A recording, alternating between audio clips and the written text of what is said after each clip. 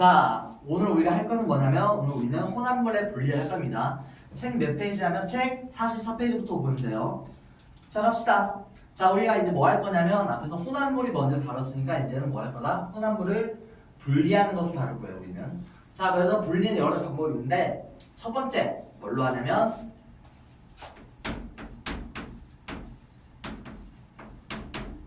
밀도 차이를 이용한 분리입니다. 자, 우리가 밀도 차이, 우리가 밀도라는 건 뭐였죠? 우리가 전문적으로 쓰면 로는 V분의 M이라고 쓰기도 하는데 뭐 말인지 모르니까 다시 한번 쓰자면 밀도는 뭐냐면 부피분의 질량을 나타냅니다 라고 할 수가 있죠. 자, 근데 그러면 이 밀도가 크다라는 거는 뭐냐면 거죠? 예를 들어서 둘 다 A랑 B가 1리터 있는데 얘는 10kg, 얘는 1kg이라고 합시다. 자, 그러면 누구의 밀도가 더 크죠? 부피는 같으니까 A의 밀도가 더 크죠? 그렇죠? 밀도가 크다라는 거는 뭐냐면 단위 부피당 해당되는 무게수가 더 크다라는 걸 의미하는 거예요. 자, 그러면 밀도가 크면 떠오를까요? 가라앉을까요? 라고 물어본다면 뭐 답이 올까요? 답은 가라앉는다겠죠? 그래서 우리는 밀도가 작으면 어떻게 된다? 밀도가 작으면 위로 뜰 거고 밀도가 크면 어떻게 된다? 가라앉는다 라고 할 수가 있는 거예요. 자, 그래서 한번 봅시다. 자, 우리가 속이 찬 벽실을 고르는 방법. 자, 어떻게 설명하냐면 속이 빈 벽실은 어떻게 될까요? 가벼우니까 밀도가 작겠죠? 그래서 물에 넣어놓으면 어떻게 된다? 물보다 가벼우니까 위로 뜬다. 반면에 속이 차 있는 벽실은 어떻게 된다? 무게가 크니까 밀도도 클 거예요. 그래서 어떻게 된다? 가라앉는다. 그래가지고 위에 뜬 것만 분리하면 쭉정이를 분리할 수가 있다 라고 할 수도 있고, 계란이랑과 비교하면 어떻게 되죠? 오래된 달걀은 산소막이 생겨가지고 위로 뜬다. 신선한 계란은 가라앉는다. 그 다음에 밤도 썩은 밤은 구멍이 뚫려 있으니까 위로 뜨고 밀도가 작으니까, 무거운 밤은 밑으로 가라앉으니까 그걸로 분리할 수도 있다 라고 해석하면 되겠죠? 자, 그래서 우리는 고체 혼합물은 밀도 차이를 이용하면 쉽게 분리할 수가 있어요. 자, 근데 우리가 기준으로 삼을 게 있어야겠죠? 자, 우리가 물의 밀도는 몇이라고 물어본다면 어떻게 답변해야 될까요? 물의 밀도는 정확하게 1g/ml라고 할 수가 있어요. 그래서 우리는 이 1 기준으로 1보다 밀도가 크면 가라앉고 밀도가 작으면 뜬다 라고 이해하면 될 거예요. 자, 탐구 플러스 한번 가볼까요? 자, 여러 가지 플라스틱을 놨는데 PET가 있고 LDPE가 있고 PS가 있습니다. 자, 그러면 어떻게 해야 될까요, 우리는? 자, 그러면 우리는 밀도를 한번 볼 건데, 자, PET랑 PS는 1보다 크죠? 1보다 크다는 거는 밀도가 물보다 무겁다. 밀도가 무겁다는 거는 뭐다? 밑으로 가라앉는다. 반면에 LDP는 어때요? 0.91로 물 1보다 작죠? 그럼 밀도가 물보다 작다는 거니까 어떻게 된다? 위에 뜬다 라고 해석할 수가 있을 거예요. 그래가지고 위에는 LDP가 뜨고 밑에는 PET랑 PS가 더 있을 것이다 라고 할 수가 있는 거예요. 자, 이거는 고체 혼합물의 분류였고, 이제 우리 액체 혼합물을 다룰 거예요. 자, 우리가 흔히 볼 수 있는 액체의 밀도 차이만 분류 뭐 있을까요? 바로 물과 기름이죠. 자, 어떻게 돼 있어요? 물이랑 같이 넣으면 밑에 물이 있고 그 다음에 위에 뭐가 있죠? 기름이 있죠? 그래서 우리는 어떻게 할 거냐면 여기 밑에다가 구멍을 뚫어가지고 뭐만 뺄 거예요? 물만 뺄 거예요. 그래서 그런 전용 과학기기가 있어요. 그걸 우리가 뭐라고 한다? 그걸 바로 우리가 분별 깔때기라고 합니다. 그래서 어떻게 되냐면 모양이 이런 식으로 돼 있어요. 자, 이제 어떻게 하느냐? 여기 안에다가 물과 기름을 넣습니다. 기름을 넣습니다. 그 다음에 여기 라벨을 열어요. 그럼 어떻게 해서 물이 점점 떨어지겠죠? 그러다가 어떻게 될 거예요? 기름이 여기까지 오겠죠? 이때 마개를 막으면 여기엔 뭐가 남는다? 기름만 남는다. 그래가지고 우리는 분별 깔때기를 이용해서 밀도 차이가 있는 두 혼합물을 분리할 수가 있다. 그 중에서도 액체를 분리할 수가 있다 라고 할 수 있는 거죠. 양이 작으면 뭘 쓰면 된다? 스포이드를 쓰면 된다. 양이 엄청 작으면, 분별 깔때기를 쓰기 힘들면 그렇게 설명할 수가 있고, 자, 그래서 우리는 뭘 쓴다? 분별 깔때기를 쓴다. 이거 이름 기억해두는 게 좋아요. 우리는 많이 나오니까. 자, 그 다음에 중요한 거는 얘네들끼리 섞이면 분리가 안 돼요. 한마디로 물과 기름이 층으로 나눠져 있으면 이걸 분리가 가능한데 막 섞여 있다 그러면 이렇게 하기 힘들겠죠? 그래서 얘는 다른 방법을 쓸 거예요. 자, 그래서 우리 예시 한번 가볼까요? 사금특집. 자, 그래서 밀도체 이런 혼합물의 분리니까 사금특집하면 금은 어떻죠? 무게가 무거우니까 모래랑 비교하면 금이 더 무겁죠? 그래서 상대적으로 금이 어디에 있다? 금이 상대적으로 아래에 있다 라고 할 수가 있을 거예요. 그래서 우리는 혈액 분리, 기름 제거 이런 것들 통해서 밀도 차이를 분리할 수가 있다. 자, 빌드업 한번 가볼까요? 자, 서로 섞이지 않는 액체 혼합물을 뭘 이용해서 분리를 한다? 분별 깔때기를 통해서 분리를 한다 라고 할 수 있는 거고, 그러면 뭐부터 분리한다고 했죠? 둘 중에서 밑에 있는 것부터. 밑에 있는 것은 밀도가 어떻다? 밀도가 무겁다 라고 할 수 있겠죠? 그래서 뭐부터 분리한다? 밀도가 큰 아래쪽의 액체부터 받아낸다 라고 할 수가 있는 거예요. 자, 그 다음에 소금물에 벽실을 넣어 속이 차는 벽실을 분리하는 방법은 무엇을 이용하다? 밀도 차이를 이용한 거다 라고 할 수가 있겠죠? 자, 넘어갑시다. 자, 근데 이번에는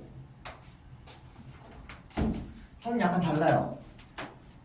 물과 에탄올이 섞여 있는데 우리 에탄올은 많이 들어봤을 거예요. 에탄올이 뭐죠, 우리가?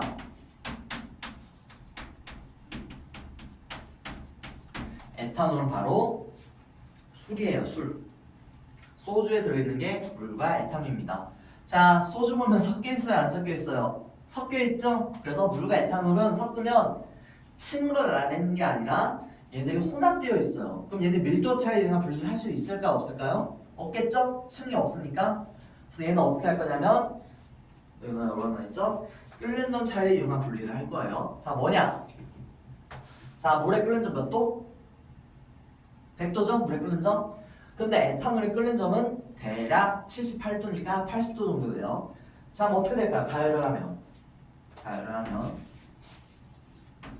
자, 불로 가열하면 점점 온도가 어떻게 될까요? 점점 온도가 한 25도에서 시작한다고 해볼까요? 25도에서 어떻게 되죠? 점점 온도가 올라가겠죠?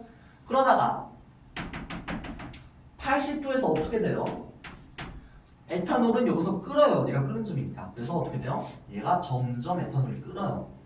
일정의 유지가 되다가 이제 에탄올이 다 어떻게 되죠? 다 증발했겠죠? 에탄올이? 그 다음에 뭐가 남아요? 여기서부터는 물만 남을 거예요. 에탄올은 다 증발했으니까. 그래서 점점 증가하다가 몇 도에서 100도에서 얘가 이제 물에서 수증기로 바뀐 다음에 이제 수증기로 쭉 갈 거예요. 그렇죠? 자, 그래서 우리는 물과 에탄올 분리를 어떻게 한다? 얘를 끓이면 뭐가? 끓는 점이 더 낮은 뭐가? 에탄올이 먼저 뭐 된다? 증발을 할 것이다. 그렇죠? 그 다음에는 뭐만 남고 물만 남고 그 다음에 100도까지 올리면 다시 물이 증발할 것이다 라고 할 수 있겠죠? 자, 그래서 우리는 여기서 추가적으로 여기 보면 위에 에탄올이 딱 증발하겠지 이런 식으로. 그럼 위에서 만약에 어떤 장치를 만들어놔요. 그래가지고 차갑게 만들어놔. 얼음을 놨어. 그럼 어떻게 돼? 얘가 올라가다가 식어요. 그럼 뭐가 돼요? 물방울이 되겠죠? 그래서 우리는 얘만 모으면 뭐만 구할 수가 있는 거예요? 순수한 에탄올을 구할 수가 있는 거예요. 그래가지고 순수한 에탄올 구할 수 있다 라는 걸 알면 되고요. 자, 그래서 물과 에탄올 혼합을 가열하면 끓는 점이 낮은 에탄올이 먼저 끓어나오고 끓는 점이 높은 물이 나중에 끓어나온다 라고 할 수가 있겠죠. 자, 그래서 예시 한번 볼까요? 자, 우리가 막걸리가 있어. 이런 식으로. 자, 막걸리가 여기 차 있어요. 막걸리 안에 뭐가 들어있죠? 물도 있을 거고 에탄올도 있을 거고 여러 가지 다 있을 거예요. 근데 얘를 가열하면 끓는 점이 낮은 뭐부터 증발이 된다? 에탄올부터 증발이 된다 라고 할 수가 있어요. 그럼 어떻게 돼? 에탄올이 이렇게 위로 올라가요. 위에다 뭘 넣을 거냐면 차가운 물을 넣을 거예요. 그럼 어떻게 돼요? 에탄올이 올라가다가 찬물이 나면서 식어요. 그래서 뭐가 돼요? 액체가 돼가지고 휙 떨어질 거예요. 이쪽으로 방향을 움직여가지고. 여기에는 뭐만 나온다? 에탄올만 나온다. 그래서 순수한 에탄올, 아주 도수가 높은 술을 구할 수가 있다. 그래서 우리는 얘를 뭐라 하냐면 우리는 이러한 방식을 증유라고 할 거예요. 증은 증발할 때 증이고 유는 유체할 때 유. 한마디로 어떠한 액체를 증발시킨다 라는 의미라고 보면 될 것 같아요. 자, 그래서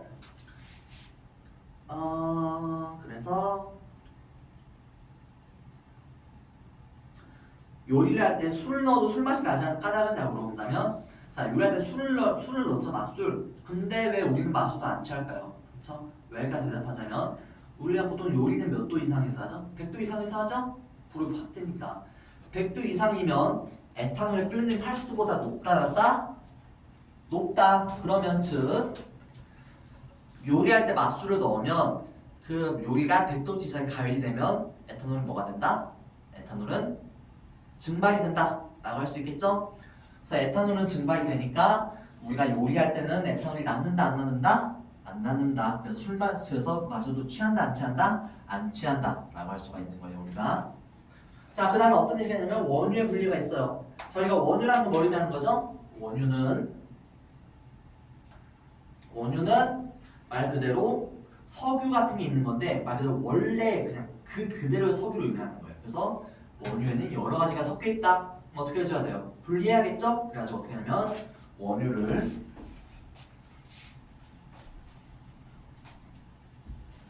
자 원유할 때 들어오면 원유를 이 거대한 통에서 가열을 시켜줄 거예요. 자 그러면 어떻게 돼요? 끓는 점이 낮은 것부터 먼저 기체가 돼서 나오겠죠? 그래서 이렇게 해가지고 제일 먼저 뭐가 나와요? 그림을 보면 제일 먼저 가정용 연료가 나올 거예요. 끓는 점이 제일 낮으니까. 그쵸? 그 다음에 뭐가 나온다? 그 다음에 휘발유, 그 다음에 등유, 그 다음에 경유, 그 다음에 종유, 그 다음에 마지막으로 진짜 안 녹는 거 걔네들 뭐라고 하죠? 밑에 아스팔트라고 돼 있죠? 우리 아스팔트 여름에도 더워도 안 녹잖아. 그쵸? 왜? 아스팔트는 원유 중에서도 끓는 점이 제일 높은 물질이니까 그래가지고 쉽게 변하지 않는다. 그래서 우리 아스팔트가 많이 쓰인다 라고 할 수 있겠죠? 그래가지고 자 핵심은 제일 위에부터 추출이 된다. 여기서부터 없고 아스팔트는 맨 마지막에 나온다. 이 순서만 알고 있으면 돼요. 자 그 다음에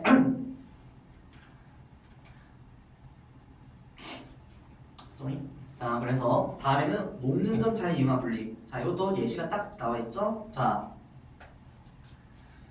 우리가 국을 끓였는데 물이랑 기름이랑 섞여 있어요. 그럼 어떻게 분리해야죠? 앞에 나왔던 밀도 차이를 이용한 분리도 할 수 있지만 요리 같은 경우는 어떻게 하냐면 자 식용유의 어느 점은 0도보다 높아요. 즉 실온에서 우리는 기름은 어떻게 된다? 기름은 얼어요. 고체가 되는 거죠. 근데 실온에서 물은 어떤 상태예요? 액체죠?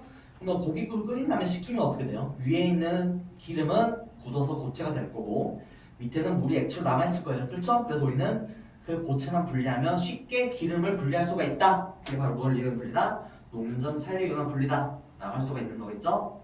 자 봅시다. 개념 빌더. 액체 상태 혼합물을 가열하면 끓는 점이 무슨 물질부터 나온다? 끓는 점이 낮은 물질부터 나온다 라고 할 수 있겠죠? 자 이때 끓어나온 기체를 냉각하여서 액체 물질을 분리하는 방법을 뭐라고 한다? 우리가 아까 얘기했던 뭐죠? 증류라고 합니다. 우리가 증류라고 합니다 라고 할 수가 있는 거고 바닷물에서 식수를 얻거나 증류탑에서 원유 여러 가지 물질 분리할 때 공통적으로 이용한 물질 특성보다 무슨 차이를 이용한 거다? 끓는 점 차이를 이용한 거다 라고 할 수 있겠죠? 그래가지고 이렇게 해가지고 넘깁시다. 자 마지막으로 용해도 차이를 이용한 분리가 있어요. 자 이거는 약간 원리를 좀 설명을 해줘야 돼요. 가볼까요? 자 이렇게 뭐가 있으면 이렇게 있고 하나는 이렇게 있고 하나는 이렇게 있을 거예요. 자 우리가 얘를 질산칼륨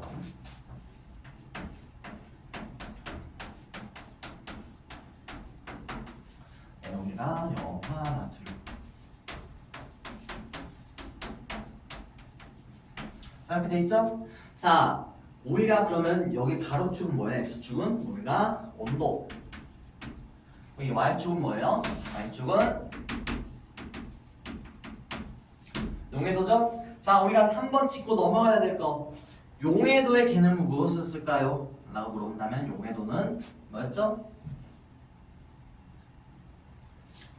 용해도는 물 100g에 녹을 수 있는 용질의 질량을 나타낸 것이죠. 즉 용해도가 60이라는 것은 뭐다?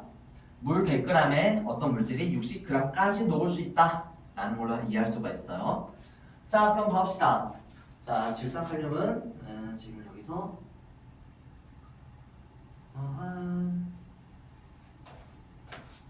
자 이게 지금 포화도금순이죠. 한마디로 여기 선에 위치했으면 뭐 돼 있다는 거예요? 가득 포화되어 있다는 거야, 한마디로. 자, 근데 예를 들어서 얘가 100이라고 하고 여기가 한 10이라고 해봅시다. 자, 그럼 얘가 만약에 그냥 임의로 우리가 90도라고 해볼게요. 자, 그러면 이 점은 뭘 의미할까요? 그러면 이 점은 뭘 의미하냐면 90도에서는 이 질산칼륨이 몇 g까지 녹을 수 있다? 100g까지 녹을 수 있다는 의미예요. 물 100g당. 자, 근데 그래서 우리가 어떻게 할 거냐면 자, 물 100g 그 다음에 질산칼륨 100g을 90도에서 녹이면 어떻게 된다? 완전히 잘 녹을 것이다. 왜? 90도에서 100g까지 녹을 수 있으니까. 그렇죠? 근데 온도를 만약에 내가 낮추면 어떻게 돼요? 예를 들어서 그래서 여기를 0도라고 합시다. 우리가 자, 0도씨에서는 몇 g까지 녹을 수가 있대요? 10g까지밖에 녹을 수가 없대요. 그렇죠? 문제가 생겼어. 우리는 처음에 몇 g을 넣었는데 질산에 100g을 넣었는데 온도를 낮추니까 녹을 수 있는 게 몇 g밖에 녹을 수가 없대요? 10g밖에 녹을 수가 없대요. 얘가 어이씨, 그럼 어떻게 해야 돼? 나머지 90g은 녹을 수가 없겠죠? 녹을 수가 없으면 어떻게 돼? 우리 너무 많이 녹이면 우리 어떻게 되죠? 소금을 물에 너무 많이 녹이면 소금이 밑에 가라앉죠? 그래가지고 얘랑 똑같아요. 온도가 0도가 되면 10g밖에 녹을 수가 없어. 그럼 나머지 90g은 어떻게 되냐? 다 밑으로 가라앉을 거야, 한마디로. 이렇게 밑으로 90g의 질산이 가라앉을 거예요. 소리 90g. 자, 90g이 가라앉을 거라고 하죠. 그래서 봐볼까요? 자, 그러면 염화나트륨은 어때요? 물 속에 넣어도 자, 처음에 이만큼 녹을 수 있어요. 한 40g이라고 해볼까요? 그 다음에 전압폭이 엄청 작죠? 여기는 한 많아봤자 뭐 38 정도 될 거예요. 자, 그러면 질산칼륨은 처음에 100g이 있었는데 녹이면 몇 g이 나와요? 90g이 나오죠? 근데 염화나트륨은 어때요? 여기서 이만큼의 온도를 변화시켜도 얼마큼밖에 차이가 안 나요? 2g밖에 차이가 안 나죠? 그러면 둘 다 포화 상태로 돼 있다면 질산칼륨은 몇 g이 나오고 90g이 나올 거고 염화나트륨은 몇 g이 나올 거예요? 2g이 나오겠죠? 그래서 우리는 얘가 이렇게 많이 있으니까 그래서 우리는 얘랑 얘를 어떻게 할 수가 있다? 분리할 수가 있다 라고 설명할 수가 있어요. 근데 얘도 조건이 몇 개 좀 붙어 있어요. 볼까요?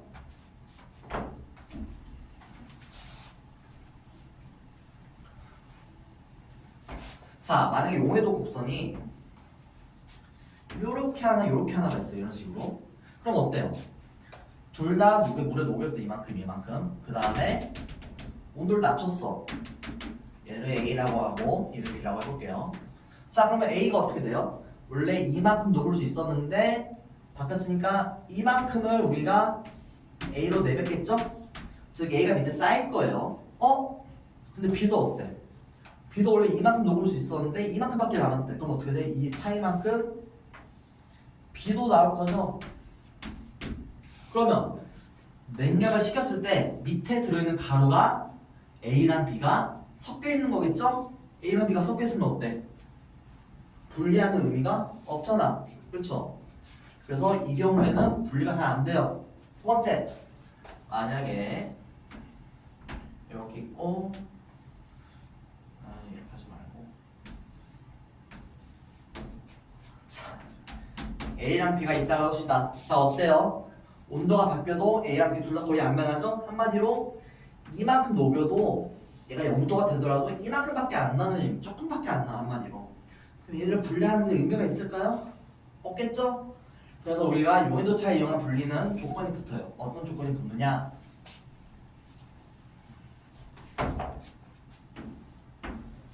하나는 용해도 차이가 큰 물질, 온도에 따라서 또 하나는 용해도 차이가 거의 없는 물질. 이 두 개가 만났을 때 가장 수월하게 두 물질을 분리할 수가 있다. 두 물질을 뭘 이용한 분리다?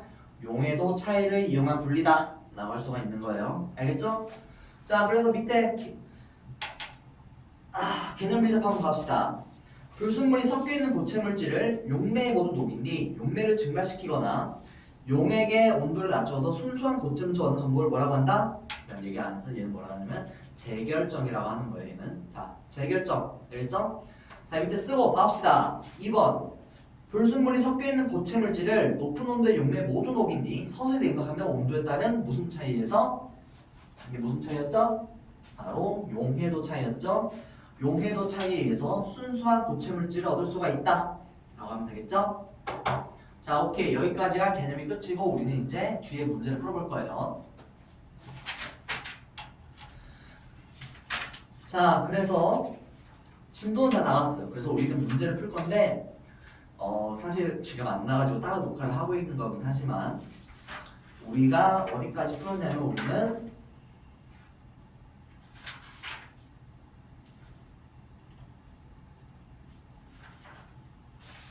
여기까지 풀었더라?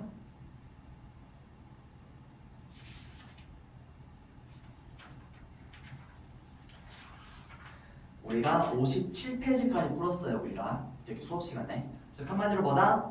우리 두 친구는 다음 주까지 이 과목이 오기 전에 뭘 풀어야 된다? 문제를 57쪽까지 풀어야 된다 라고 하면 되겠죠? 자 그래서 우리는 문제를 열심히 풀고 다음 주에 차점 한번 해보면서 마치도록 합시다. 수고했어요 우리. 다음 주에 봅시다.